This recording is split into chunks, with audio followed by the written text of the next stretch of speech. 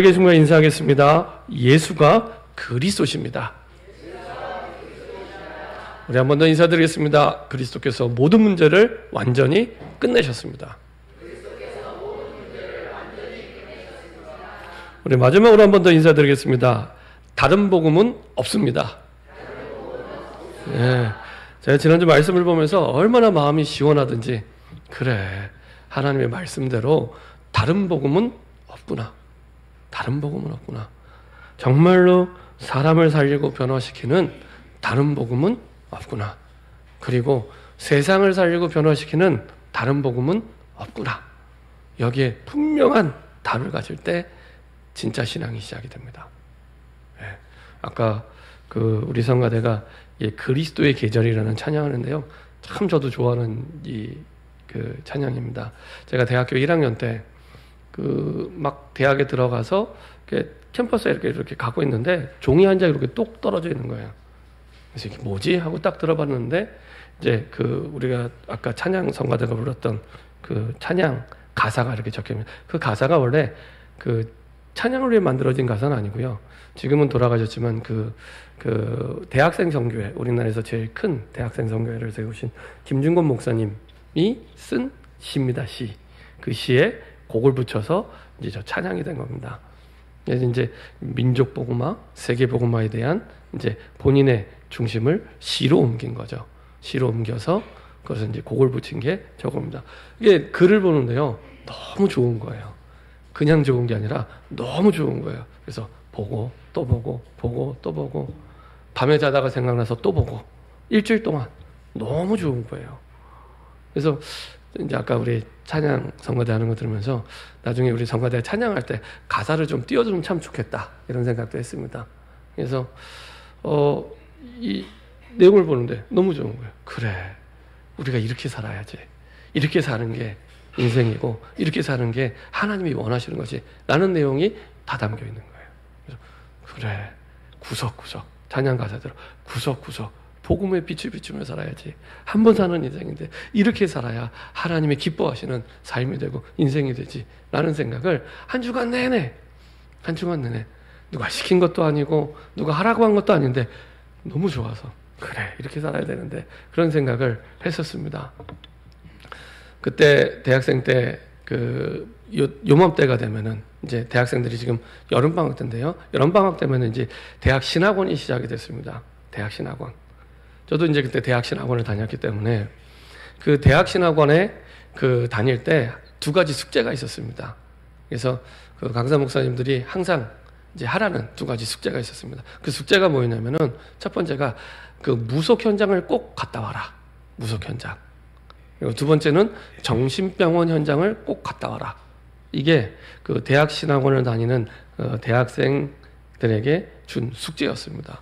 숙제니까 또 해야 되잖아요. 그래서 이제 계속했죠. 무속 현장 같은 경우는 제가 대학교 2학년, 3학년, 4학년, 3년 동안 매주 갔습니다. 매주. 학교 주변에 무당집이 35군데가 있었는데 매주 갔습니다. 매주 가고, 정신병원 같은 경우에는 그때 당시에 중곡동에 보면 중곡동에 국립정신병원이 있습니다. 보통 종합병원의 정신병동은 일반인 못 들어갑니다. 다 폐쇄병동입니다. 예. 근데 이제 중곡동 국립정신병원은 아무나 들어갈 수 있어요. 왜냐면은 거기 보통 환자들이 세 종류가 옵니다. 첫 번째는 통원 치료받는 환자, 두 번째는 보호자가 맡기고 가는 환자, 그리고 또 하나는 이제 아예 격리 수용할 환자, 제일 어려운 상태의 환자들이죠. 여기 격리 수용 환자들은 햇빛 보는 시간이 있어요. 하루 한 3시간, 4시간. 오후 2시부터 한 5시, 6시까지. 그때 나서 이렇게 햇빛 보고 운동하고 또 이렇게 들어갑니다. 그래서 이제 그 현장에 가서 대화도 나눠보고 복음도 전하고 전도도 하고 했습니다. 근데 하면서 많은 부분에 하나님이 깨닫게 하시고 눈을 열어주셨어요. 그 중에 제일 중요하게 눈이 열린 게 뭐냐? 아, 진짜 다른 복음은 없구나. 다른 복음은 없구나. 어느 날 제가 무속 현장을 갔다 와서 기도하는데, 제 자신에게 양심적으로 질문을 한 겁니다. 하나님, 제가 매주 가는 이 무당이 올바르게 사람답게 회복하려면 어떻게 하면 좋겠습니까? 그 질문한 거예요. 올바르게 사람답게. 이 무당들이요 정말 비참하고 어렵습니다. 거의 100%다 이혼했습니다. 다 가정 다 깨져 있고요. 자녀들은 다 멀리 보내놨어요. 혹시 자녀도 귀신에 잡힐까 봐. 절에다 이름을 올려놓고 다 떠나보내고 살아요. 얼마나 비참합니까? 내 자녀인데 나랑 같이 못 살아요. 거의 다 이혼했고요. 그렇게 살아가고 있습니다. 본인 맨날 시달리고 본인도 질병에 시달리고요. 그런 가운데 비참하게 살아가고 있는데 이 사람들이 정상적으로 그냥 사람답게 좀 회복이 되려면 어떻게 하면 좋겠습니까? 라고 질문을 하는데 말씀을 보면서 확인되는 건 그래 복음밖에 없구나. 복음. 정말 복음밖에 없구나. 제가 찾아가던 그 무당들이 저보다 모든 형편이 다 나아요. 저는 가난한 신학생이었지만 무당들은요 자기 집이 있죠. 자기 차 있죠. 거기에다가 국회의원, 국천장 상담해 주죠. 그죠? 감사패도 받아놓고 어려운 불우이웃도 도와주죠. 고아원, 양로원 다 도와줘요. 그렇게 돈 벌어서 저보다 훨씬 나아요. 훨씬 나아요. 모든 면에서. 그 사람한테 가서 착하게 살아야 된다. 능력 있어야 된다. 돈 많이 벌어야 된다. 좋은 직장 가야 된다. 그 어떤 것도 인생의 답이 되는 게 없습니다. 그렇죠? 지금까지도 영원히 그 어떤 것도 답이 되는 게 없습니다. 제 양심에 그러면서 말씀을 보니까 그래 말씀에는 귀신 들린 자가 치유받아 바뀌었는데 어떻게 바뀌었지? 복음으로 바뀌었잖아요. 복음으로. 그래 복음으로 바뀌었는데 복음으로만 바꿀 수 있구나. 그 어떤 것으로도 바꿀 수 없구나. 다른 복음은 없구나. 정신병원에 갔어요. 갔는데 너무 어려워요. 제일 가슴 아팠던 건 이제 정신 문제 때문에 자녀가 이제 그 정신병원에 이제 맡겼다가 저녁 때 이렇게 데리고 가죠. 데리고 가는데 그 부모가 나이가 70, 80이 되는데 경제활동을 해야 되는 거예요. 쉴 수가 없어요. 자녀 때문에. 자녀가 40이 되고 50이 되고 60이 되는데 전혀 사회생활을 할 수가 없습니다. 혼자 두면은 언제 뛰어내릴지도 몰라요. 그러니까 보호소에 맡겼다가 그리고 저녁 때 와서 다시 데려가는 거예요. 그거를 매일 그리고 평생 그렇게 하는 겁니다. 얼마나 그게 가슴 아프고 비참한 일입니까? 그렇죠? 나중에 부모가 죽으려고 해도 죽을 수가 없는 거예요. 자녀 때문에 가슴이 아파서. 그럼 어떻게 하면 이 사람이 바뀔 수 있겠는가? 또 말씀을 보고 확인했는데 복음밖에 없어요. 복음으로 고치게 되고 복음으로 회복이 되는 거예요. 그렇지. 복음밖에 없구나. 이게 이론이나 관념이 아니라 진짜 복음이 능력이고 복음이 힘이구나. 복음만이 사람을 살릴 수 있고 복음만이 세상을 바꿀 수 있구나. 같이 그 신학 공부를 한 목사님이 대구에서 그 마약 환자들을 데리고 사역을 하는데요.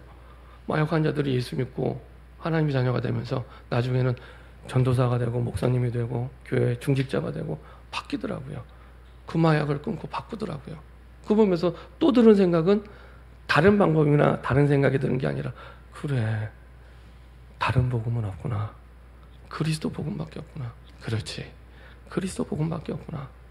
바울이 갈라디아서를 통해서 그 얘기를 하고 싶은 겁니다. 문제도 다르고 상황도 다르고 환경도 다르고 시대도 다른데 다른 복음은 없다. 너무 선명하게 정확하게 변함없이 얘기를 합니다.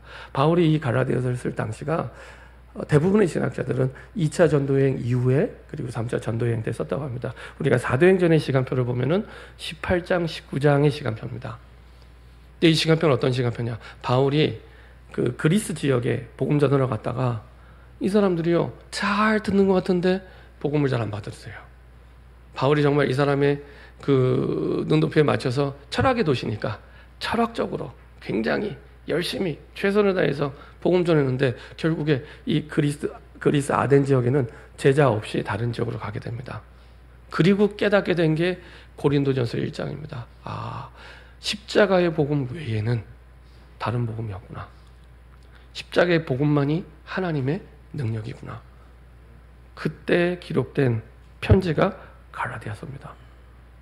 더더군다나 오늘 2장에는 먼저 복음받았던 베드로와 바나바까지도 이 거짓 교사의 말에 흔들리고 유혹될 만큼 그 당시에 많은 교회와 그 다음에 많은 성도들을 어렵게 했던 내용이 사실은 우리가 지난주에 말씀드렸던 내용입니다. 복음 플러스 뭐뭐뭐뭐, 이게 너무 우리의 상식에 맞고 우리의 이 정서에 맞아요. 복음도 좋은데 너희가 할례 받아야 제대로 그리스도인이 되는 거야. 복음도 좋은데 너희가 율법을 다 지켜야지. 너희가 예수 믿으면 말 똑바로 하고 행동 똑바로 하고 삶 똑바로 살아야지. 얼마나 좋은 말입니까? 그렇죠? 근데 바울은 그게 복음이 아니라고 얘기합니다. 복음 아니라고. 그러면 막 살아야 됩니까? 그게 아니잖아요. 그게 아니잖아요. 복음 속에서 나와야 되는 겁니다. 복음 속에서. 그렇죠? 복음 속에서. 하나님이 주시는 것을 가지고 내가 똑바로 살 수 있는 거지. 내 힘으로 내놓으려고 하면 예수 안 믿어도 됩니다. 자기 개발하면 돼요. 자기 개발. 그는 서점에 가서 책이 많이 나와 있습니다. 그거 하려고 우리가 예수 믿는 게 아니다. 그 얘기를 하는 겁니다. 복음 속에서. 복음 속에서. 예수님을 믿는 믿음 속에서. 예, 그 믿음 속에서. 그래서 다른 복음은 없다고. 그래서 복음에 무언가를 더하면 그때부터 그것은 복음이 아닙니다. 그래서 복음 플러스 뭐뭐뭐 행위가 아닙니다. 이거는 복음을 훼손하는 거고요. 그리고 복음에 대한 불신앙입니다. 불신앙. 복음의 능력을 믿을 수가 없는 거예요. 우리가 복음을 잘 모르니까 복음 가지고 되겠어. 복음도 좋지만 열심히 살아야지. 복음도 좋지만 최선을 다해야지. 좋은 말인데 사실은 복음이 아닙니다. 복음 속에서. 복음 속에서. 그렇죠? 중요한 건 복음도 좋은데 똑바로 살아야지 했는데 안 듣잖아요. 그때부터 그게 이제 사단의 틈이 됩니다. 거기에 잡히게 됩니다. 거기에 잡히게 됩니다. 그렇죠? 그러면은 거기에 노예되는 거죠. 이게 가까운 사람일수록 그런 경우 굉장히 많아요. 지난번에 말씀 제 자녀들한테 야, 목사의 아들이면 똑바로 예배드려야지. 똑바로 살아야지. 똑바로 말해야지. 나쁜 말이 아닌데 완전 율법주의입니다. 제가 그렇게 살았거든요. 근데 똑바로 됩니까? 안 되죠. 복음 속에 나온 게 아닌데 안 되죠. 그럼 그때부터 이제 생각이 거기에 딱 잡히기 시작합니다. 근데 이게요, 1년, 2년이 아니라 평생이 되는 거예요. 평생. 그게 성경에서 우리가 애굽이 노예 생활을 했다고 봤는데 똑같이 또 노예 생활을 하는 겁니다. 거기에. 바벨론의 포로가 됐다고 우리가 성경에서 봤는데 또 바벨론의 포로처럼 70년을 거기에 포로로 살아가는 겁니다. 로마의 속국이 돼서 우리 일제시대처럼 이스라엘 백성들이 살아가는데 로마가요 대단한 나라입니다. 거의 세계사에 2000년 동안 역사가 지속된 대단한 나라입니다. 정치, 경제, 문화를 싹 바꾼 대단한 나라입니다. 제가 한번 요르단에 간 적이 있는데 요르단에 페트라 유적이라고 있습니다. 그게 요 근래 영화가 인디애나 존스가 새로 나왔더라고요. 그 인디애나 존스 3인가 4회 나왔던 이제 그 장소입니다. 그래서 이 페트라 유적을 만든 민족이 따로 있는데 이제 로마가 정복하기 위해 그 민족까지 이렇게 온 거예요. 근데 갈 때 길을 닦아놨는데 굉장히 단단하게 길을 닦아요. 돌을 땅에다가 박아서 길을 반듯하게 단단하게 어느 정도 하느냐. 거의 2000년 전에 길을 닦아놨는데 지금도 걸어 다니는 거예요. 거기를. 차가 다니고 걸어 다니는 그 정도로 단단하게 길을 닦아놨습니다. 대단하죠. 그러면서 이야, 페트라 유적을 보러 갔는데 이 로마가 대단한 나라구나. 대단한 나라. 보통 나라가 아니구나. 그런 로마의 노예로 속국이 된 그런 상황이었습니다. 그죠? 그런 것처럼 내가 또 거기에 복음에다가 뭘 붙였는데 거기에 내가 잡히게 되는 겁니다. 노예로. 그래서 복음 속에서 모든 것이 나와야 됩니다. 이거를 바울이 갈라디아서 1장 21절부터 24절까지 본인이 간증을 합니다. 본인이. 사실은 내가 핍박자로 살았는데 내가 이 복음을 믿는 믿음을 핍박하는 죽이는 사람으로 살았는데 오히려 내가 그 믿음을 전하는 사람이 되었다. 그러면서 본인이 변화된 것을 복음으로 말미암아 똑바로 살아라. 자기 개발하면서 변화된다. 이렇게 해서 변화된 게 아니고 복음으로 말미암아 그리스도로 말미암아 본인이 변화된 것을 설명하죠. 어떤 분이 재미있는 말 하더라고요. 불신자가 한 얘기가 아니고 어떤 장로님이 한 얘기인데 그 얘기를 한 겁니다. 지금까지 이스라엘에 사람이 변화된 건 바울밖에 없대요. 그래서 사람은 고쳐서 쓰는 게 아니래요. 이야, 처음 듣는데요. 그렇지, 사람은 고쳐서 쓰는 게 아니지. 굉장히 은혜되더라고요. 그렇지, 사람은 안 바뀌어. 예수 믿어도 안 바뀌어. 복음 들어도 안 바뀌어. 이렇게 생각을 했습니다. 얼마나 은혜가 됩니까? 그래, 이스라엘에 지난주에 말씀 보니까 바울은 확실히 바뀐 거 맞는데 바울하고 바뀐 게 없지. 그래, 사람은 고쳐서 쓰는 게 아니야. 내가 괜히 고치려고 애를 썼구나. 막 이런 생각을 하면서 막 여러 가지 생각을 했어요. 그러다가 다시 말씀을 보니까 이야, 내가 가짜 복음에, 다른 복음에 속았구나. 일단은 제가 바뀌었어요. 복음 받고 제가 바뀌었습니다. 30년 전에 복음 받을 때 그때 나와 지금의 나는 완전히 다릅니다. 그때 나였으면은 전 목사 안 됐습니다. 네. 생각도 바뀌고 마음도 바뀌고 다 바뀌었어요. 20년 전에 나와 지금 나도 아닙니다. 10년 전에 나와 지금의 나도 아닙니다. 바뀌었습니다. 바뀌었습니다. 그러면 저만 바뀌었습니다. 베드로도 바뀌었고요. 12제자 다 바뀌었습니다. 성경에는 안 나오지만 12제자는요. 나중에 다 선교지에서 죽습니다. 선교지에서. 그 말은 사도행전 1장 8절의 언약을 기억하고 있었다는 겁니다. 하나님이 땅끝까지 이르러 증인들을 처음에 못 깨달았어요. 그래서 그 사도행전 초반에 보면 계속 핍박을 받습니다. 그렇게 해서라도 흩어지게 만듭니다. 흩어져서 복음 전하라고. 나중에는 12제자도 사실은 선교지에서 죽습니다. 그렇죠. 복음이 들어가는 개인, 가정, 민족, 나라마다 다 바뀌었습니다. 그렇죠. 근데 우리는 자꾸 현실에서 잠깐 너무 그럴듯한 말에 그게 복음인 것처럼 자꾸 속아요.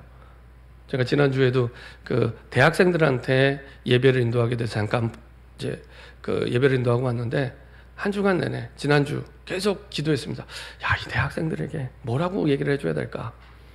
이 가장 빛나는 20대 때 어떤 목사님에게는 진짜 자기 몸에 기름 부어서 불살할 수 있을 때는 20대밖에 없대요. 그렇죠. 그만큼 열정적이고 뭐든지 할 수 있고 막 이런 하고 싶은 것도 많고 관심도 많고 이때 무슨 얘기를 해줘야 될까? 가서 얘기했습니다. 다른 복음 없다. 속지 말아라. 교수님이 어마어마한 대단한 말을 하더라도 복음 아니야. 무시하라는 얘기가 아니라 참고해야지. 기준이 되면 안 된다. 대단한 능력자가, 굉장한 사람이, 좋은 직장에 들어간 사람이, 돈 많이 번 사람이 와서 아무리 대단한 얘기해도 복음 아니야. 빌 게이츠가 와서 얘기해도 복음 아니야. 그 얘기했습니다. 그래야 너희들이 교수도 살릴 수 있고 빌 게이츠도 살릴 수 있어. 그렇죠? 다른 복음 없습니다. 다른 복음이 없습니다. 이 복음 속에서 살아가는 삶이 되려면 오직 은혜로 살아야 됩니다. 이전에는 내 힘으로, 내 돈으로, 내 능력으로, 내 생각으로 살았는데 이제는 오직 은혜로 산다. 내가 하는 걸로 사는 게 아니라 오직 은혜로 산다. 그래서 나에게 먼저 그리스도의 은혜가 항상 필요하구나. 나에게 먼저. 우리는 보통 대부분 그렇게 생각 안 합니다. 문제를 일으키는 저 사람이 먼저 은혜 받아야 돼. 그리고 이 문제가 먼저 바뀌어야 돼. 이렇게 생각. 그게 아니고요. 하나님이 그 문제와 그 상황과 그 사람과 나와 결부되어 있다면 거기에는 하나님의 놀라운 계획이 있습니다. 그러면 내가 먼저 은혜 받으면 됩니다. 신기하고 놀라운 건 내가 은혜 받으면 바뀌더라고요.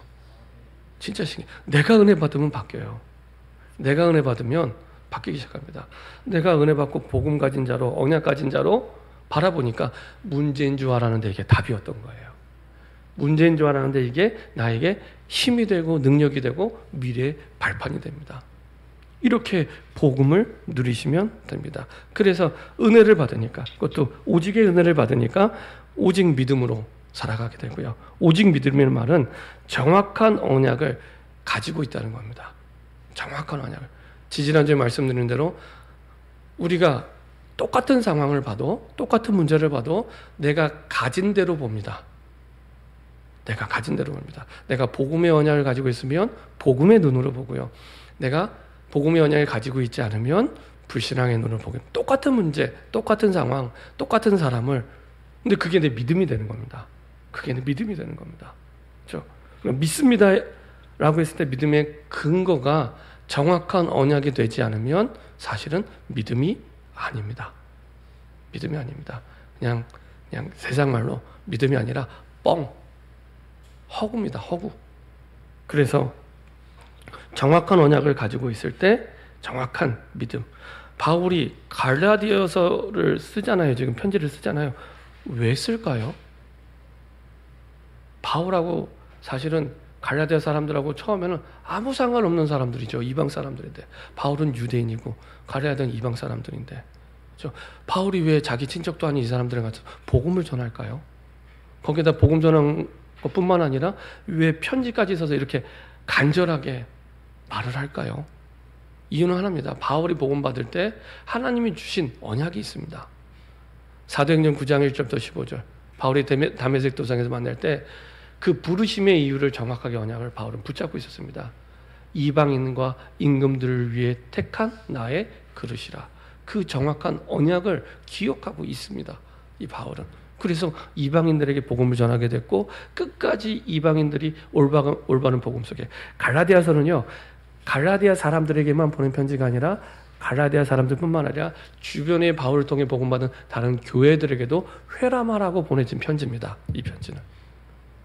다른 편지들은 그렇지 않아요. 주로 빌립보서는 빌립보 교인들에게, 에베소서는 에베소 교인들에게, 이렇게 주로 그 교인들을 위해 보낸 편지라면, 갈라디아서는 교회뿐만 아니라 주변에 있는 교회도 다 회람하도록. 왜냐?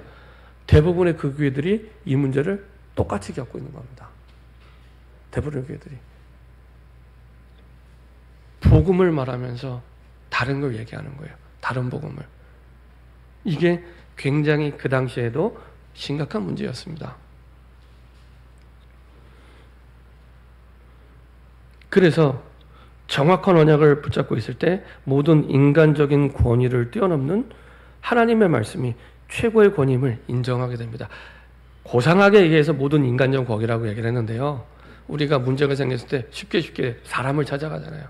야, 문제가 생기는데 어떻게 해결하면 좋아? 이렇게 해야 돼. 저렇게 해야 돼. 사람한테 가서 사람의 경험과 사람의 말을 듣는 게 쉽지 하나님의 말씀을 듣지 않습니다. 그렇죠? 대부분. 그래서 복음은 말하지만 복음만 말하는 게 아니라 복음에다가 자꾸 뭘 갖다 붙이는 겁니다. 내가 해봤거든요. 그런 경험이 있거든요. 그리고 사람 얘기를 들어보니까 그럴듯하거든요. 책에서 본 내용을 보니까 그럴듯하거든요. 그래서 자꾸만 복음에다가 뭔가를 붙이는 겁니다. 아닙니다. 복음으로 충분하고 복음으로 완전합니다. 그래서 오직 그리스도 때문에 그리스도만을 위해 달려갈 수 있는 증인으로 서게 되고요. 오직 그리스도로만 하나님 앞에서 의롭게, 여기서 말하는 의는 한자로 오를 의자를 씁니다. 하나님 보실 때 올바른 사람, 올바른 응답을 누리게 됩니다. 이게 우리가 가진 성경적인 믿음의, 복음적인 믿음의 핵심입니다. 그래서 바울은 자신을 소개할 때 그리스도의 종이라고 얘기합니다. 내가 사람을 기쁘게 하랴 하나님을 기쁘게 하랴. 내가 사람을 기쁘게 했으면 그리스도의 종이 아니니라. 종이라는 얘기는 그리스도께만 내가 순종한다는 겁니다. 내가 복음에만 순종한다는 겁니다.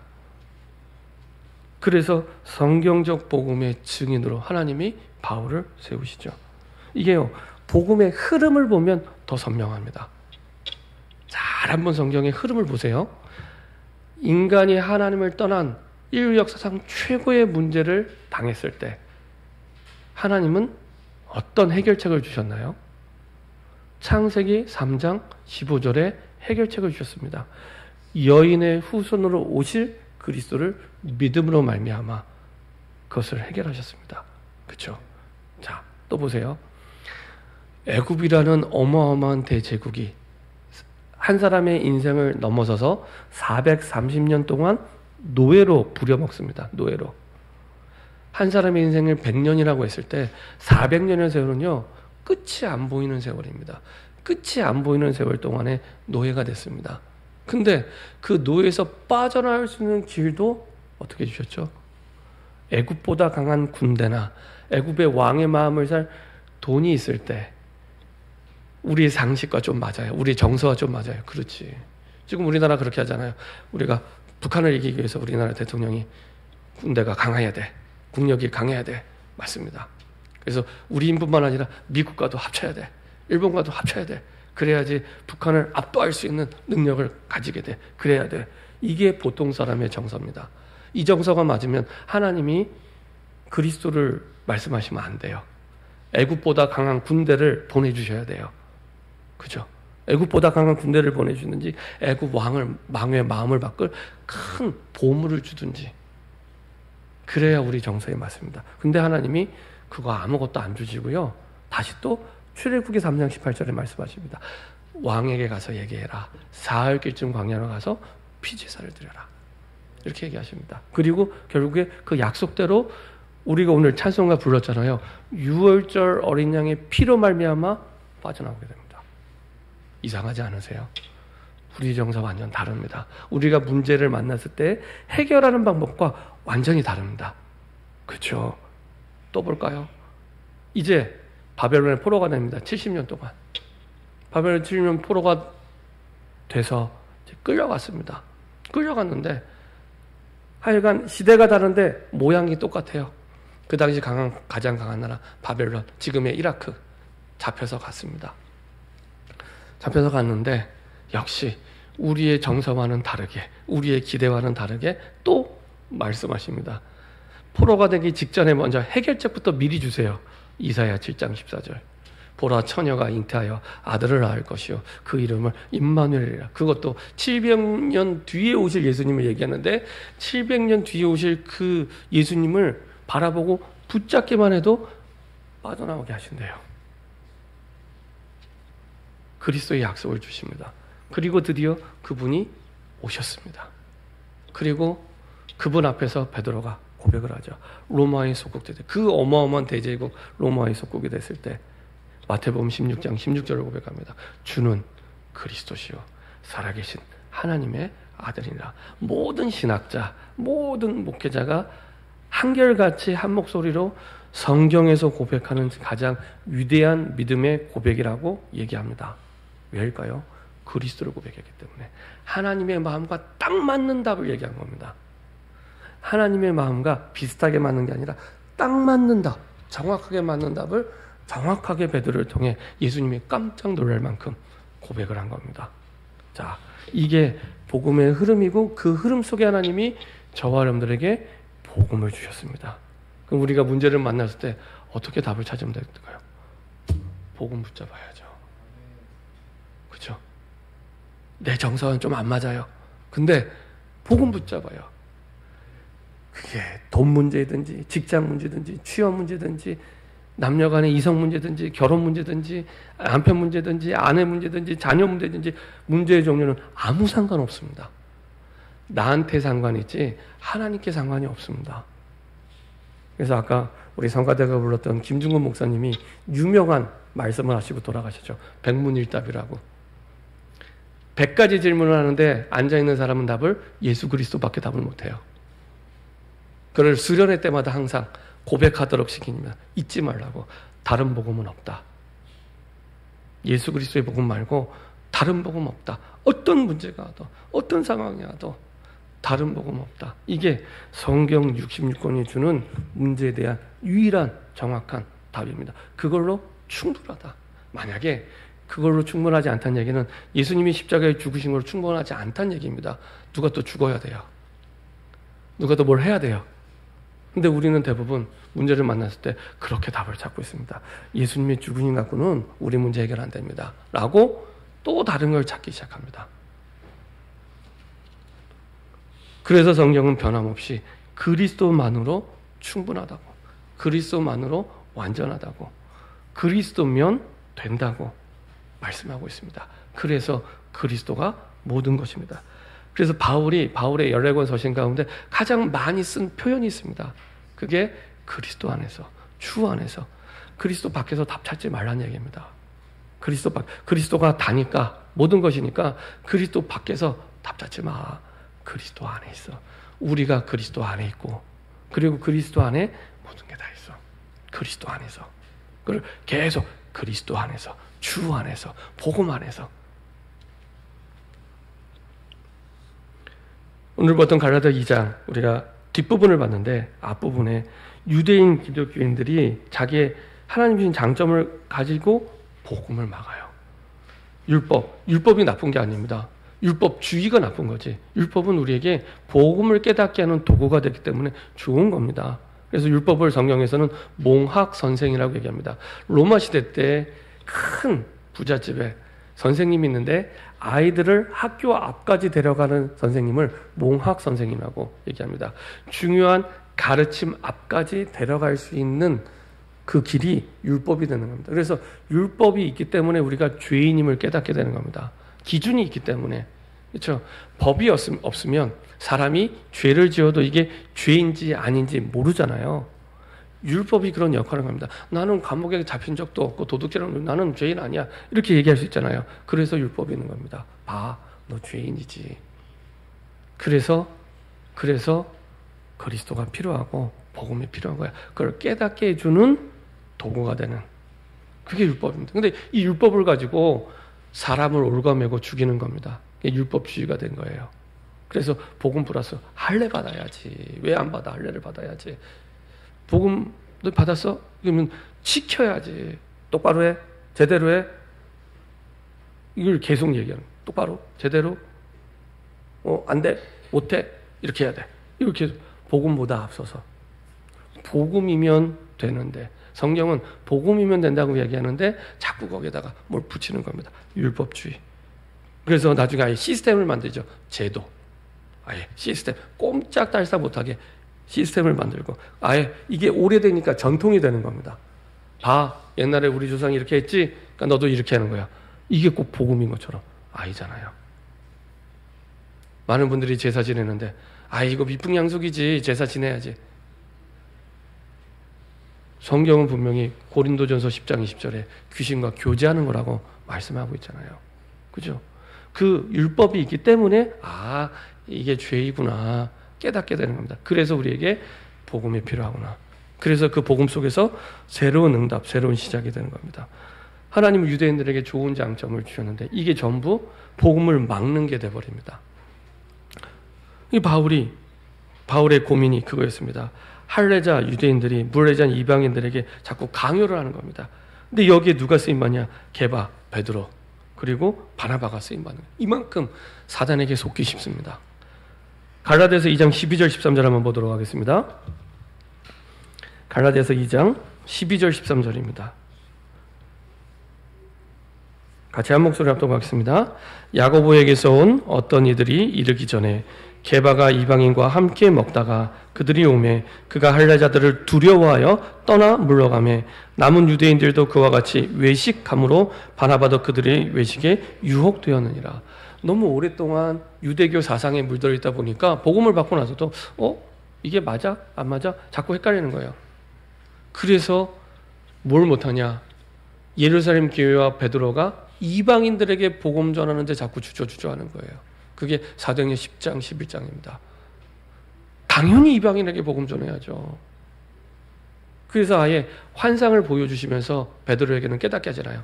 율법에는 먹지 말라는 음식을 꿈속에 이렇게 내려서 보여주는 거예요.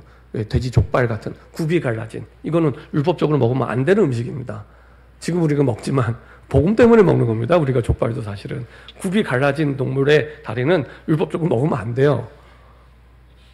근데 이걸 이렇게 보자기에 싸서 이렇게 보여주십니다. 근데 이제 하나님의 음성이 이렇게 먹어. 그러니까 베드로 먹을 수 없습니다. 먹을 수 없습니다. 이렇게 하나님의 음성을 듣고 먹으라고 했는데 안 먹고 딱 잠에서 깬 거예요. 이게 도대체 뭐지? 라고 했을 때 이방인 백부장의 종이 와서 와달라고 요청을 합니다. 그래서 이달리아 백부장 이방인한테 가서 복음을 전하게 됩니다. 근데 본인도 놀란 거예요. 복음을 전했는데 초대교회 때 우리가 받은 복음의 믿음을 이 사람에게도 믿기 시작하는 겁니다. 이 사람들도 이걸 믿는구나. 믿어야 되는구나. 이렇게 이런 걸 체험했음에도 베드로가 계속 흔들린 겁니다. 지금 바울이 그 얘기를 하는 겁니다. 그런 걸 봤는데도 이방인들하고 밥 먹는데 눈치를 보는 거예요. 내가 먹어도 되나? 안 되나? 복음에 대한 확신이 없으니까. 그걸 가지고 왜 얘기했냐?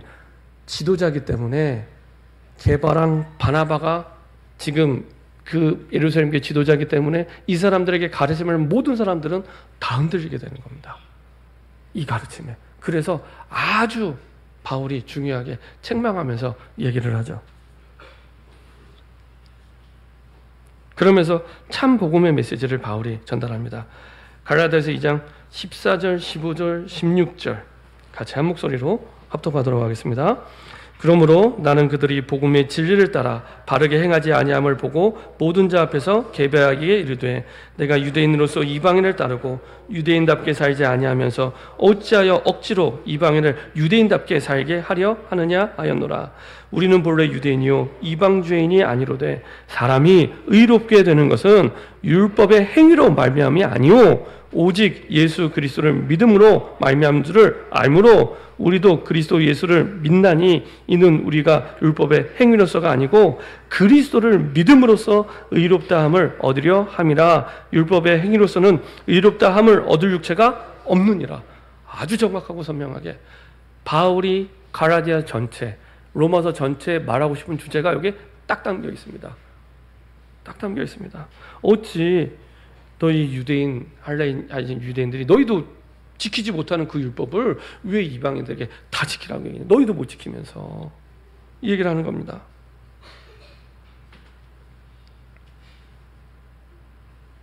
우리는 본래 유대인이요 이방주의인이 아니로되 사람이 의롭게 되는 거, 사람이 쉽게 표현하겠습니다. 똑바로 되는 거, 그거 내 말로 되는 거 아니라는 얘기입니다. 똑바로 해, 이렇게 해서 되는 게 아니라 사람이 의롭게 되는 것은 율법의 행위로 말미암이 아니요. 오직 예수 그리스도를 믿음으로 말미암은 줄 알므로 우리도 그리스도 예수를 믿나니 이는 우리가 율법의 행위로서가 아니라 그리스도를 믿음으로써 의롭다 함을 얻으려 함이라. 율법의 행위로서는 의롭다함을 얻을 육체가 없느니라. 1%도 없다는 얘기입니다. 1%도 없다는 얘기입니다. 그렇죠? 내가 말로써 그리고 여러분이 내가 얘기를 해서 의롭다 할 육체가 없다. 우리가 그렇게 구원받은 거 아니잖아요. 복음으로 그리스도를 믿는 믿음으로 그러면 똑바로 안 하는 사람들 문제들 어떻게 우리가 인도받습니까? 그렇죠? 서론에 우리가 믿음이 있을 때 가능한데 믿음을 어떻게 얻는 거라고요? 오직 말씀을 통해 그 사람을 향한 언약이 있을 때, 지금 갈라디아서는 바울이 이방인을 향한 언약이 있었기 때문에 지금 이 편지를 쓰고 가서 복음을 전한 거잖아요. 그리고 그 복음으로 말미암아 사람이 변화되기 시작합니다. 거기에 대한 언약을 붙잡을 때, 어떤 문제가 있으면 문제에 대한 하나님의 말씀을 붙잡을 때, 사람에 대한 말씀을, 그 사람에 대한 언약을 붙잡을 때, 그때 비로소 내가 답을 얻고 하나님의 계획을 깨닫고 성령의 인도를 받기 시작합니다. 그걸 보고 복음을 누린다 이렇게 표현합니다. 가만히 있는 게 복음을 누리는 게 아니라 그것에 대한 하나님의 선한 계획이 있잖아요. 하나님의 복음을 위한, 구원 계획을 위한 선한 계획이 있습니다. 근데 그걸 우리가 어떻게 알아요? 말씀이라는 도구를 통해서 알게 됩니다. 그래서 말씀을, 그 문제에 대한, 그 사람에 대한 하나님이 내게 주신 말씀을 붙잡을 때 그때 뛰어넘게 되는 겁니다. 그때 내가 복음으로 올바르게 누리게 되면 그때 믿음이 생기죠. 괜찮아. 그리스도면 돼. 그리스도 안에 다 있어. 괜찮아. 이 확신이 생기기 시작합니다. 그걸 보고 네 글자로 이신칭의라고 얘기합니다. 믿음으로써 의롭다함을 칭함을 받는다는 겁니다. 나는 의로운 사람이 아닌데, 죄인인데 하나님께서 그리스도의 의를 우리에게 전가해 주셔서 우리가 의롭게 되는, 쉬운 말로 하면 그때 비로소 우리가 올바르게 되는, 올바른 답, 우리의 삶, 우리의 모든 것들이 우리의 말, 우리의 삶이 가장 올바르게 되는 변화가 일어나게 되는 겁니다. 오직 믿음으로. 오직은 다른 길이 없다는 얘기입니다. 다른 복음이 없다는 얘기입니다. 오직 믿음으로. 의롭게 됩니다. 그래서 17절, 18절에, 가랴 2장 17절, 18절에 중요한 얘기를 하죠. 만일 우리가 그리스도 안에서 의롭게 되려 하다가 죄인으로 드러나면 그리스도께서 죄를 짓게 하느냐라. 결코 그럴 수 없느니라.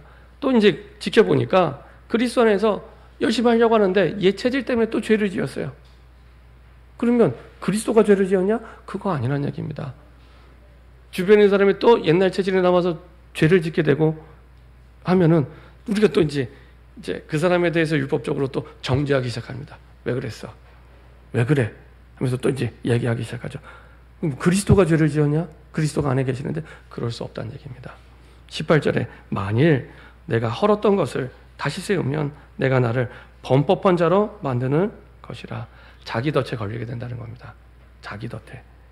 그리스도께서 그 율법을 허무시고 그리스도 복음으로 완성을 하셨는데 그걸 내가 허무는 거예요. 아니야. 그리스도 복음 아니야. 이렇게 지켜야 돼. 그거는 내가 다시 그걸 허무는. 그럼 어떻게 되냐? 내가 그 덫에 나중에 걸리게 됩니다.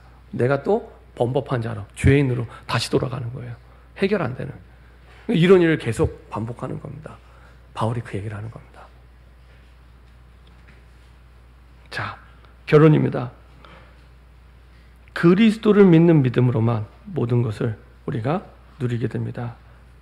그리고 그리스도를 믿는 믿음으로만 세상을 바꿀 수 있고요. 그리스도를 믿는 믿음으로만 인간을 바꿀 수 있습니다. 그래서 복음은 세상과 인간을 바꾸는 유일한 해답입니다.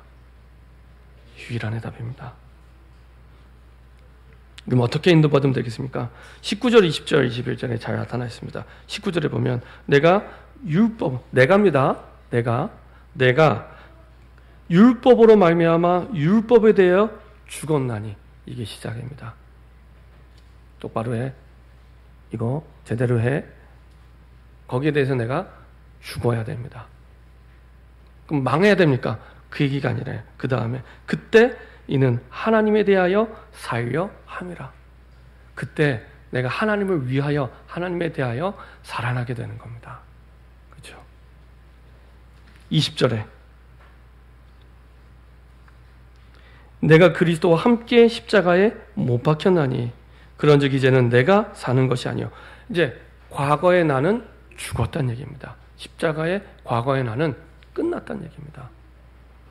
내가 사는 것이 아니요 오직 내 안에 그리스도께서 사시는 것이라. 이제 내가 육체 가운데 사는 것은 내가 아직 육체가 안 죽었으니까요. 육체 가운데 사는 것은 나를 사랑하사 나를 위하여 자기 자신을 버리신 하나님의 아들을 믿는 믿음 안에서. 제가 말씀드렸죠. 바울이 제일 많이 쓰는 표현이 복음 안에서, 그리스도 안에서, 복음을 믿는 믿음 안에서. 그 믿음 안에서 사는 것이라. 그렇죠? 내가 하나님의 은혜를 패하지 아니하노니 만일 의롭게 되는 것이 율법으로 말미암으면 그리스도께서 헛되이 죽으셨느니라. 그렇죠? 복음 말고 내가 다른 걸 뭐 자꾸 붙이면 그리스도의 죽음은 헛되이 죽으신 거야. 그거를 우리가 매번 말하고 듣고 얘기하고 행동하고 그렇게 하고 있다는 겁니다. 그렇죠? 이 얘기를 바울이 아주 강하게 선명하게 지금 갈라디아 교회에 얘기하는 거죠. 그럼 도대체 나를 위하여 자기 자신을 버리신, 나를 사랑하사 나를 위하여 자기 자신을 버리신 하나님의 아들을 믿는 믿음 안에서 사는 게 뭡니까? 역시 바울이 잘 설명했습니다. 고린도 후서 마지막으로 한번 보도록 하겠습니다. 고린도 후서 5장 13절부터 17절. 나를 사랑하사 나를 위해서 자기 자신을 버리신 하나님의 아들을 믿는 믿음으로 사는 게 도대체 어떻게 사는 것이냐? 바울이 고린도 교회에 보낸 편지에 잘 나타나 있습니다. 13절부터 17절까지 같이 합독하도록 하겠습니다. 우리가 만일 미쳤어도 하나님을 위한 것이요 온전하여도 너희를 위한 것이니 그리스도의 사랑이 우리를 강권하시는도다. 우리가 생각하건대 한 사람이 모든 사람을 대신하여 죽었은즉 모든 사람이 죽은 것이라.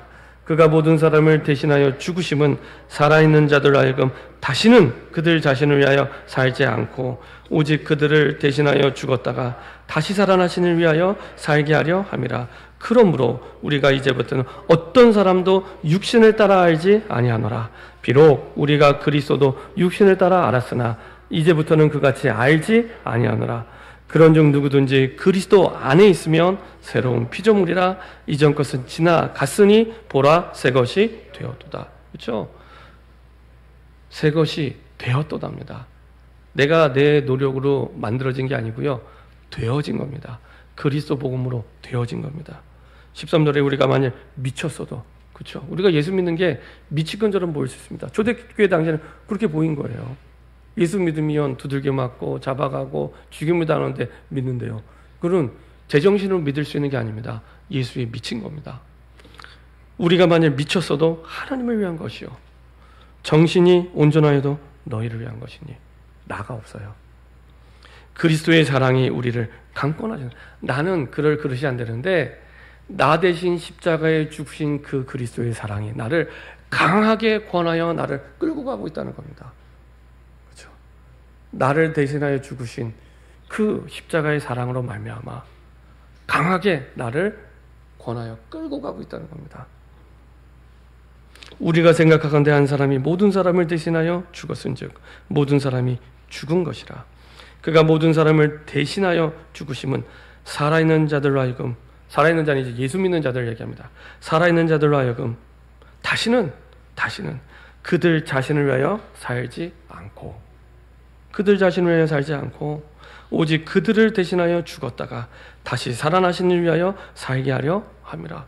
선명하게 인생을 사는 목적, 어떻게 살아야 되는지를 말씀하고 있죠. 그러므로 우리가 이제부터는 어떤 사람도 육신을 따라 알지 않으라. 율법적으로 육신을 따라, 세상이 보는 눈으로.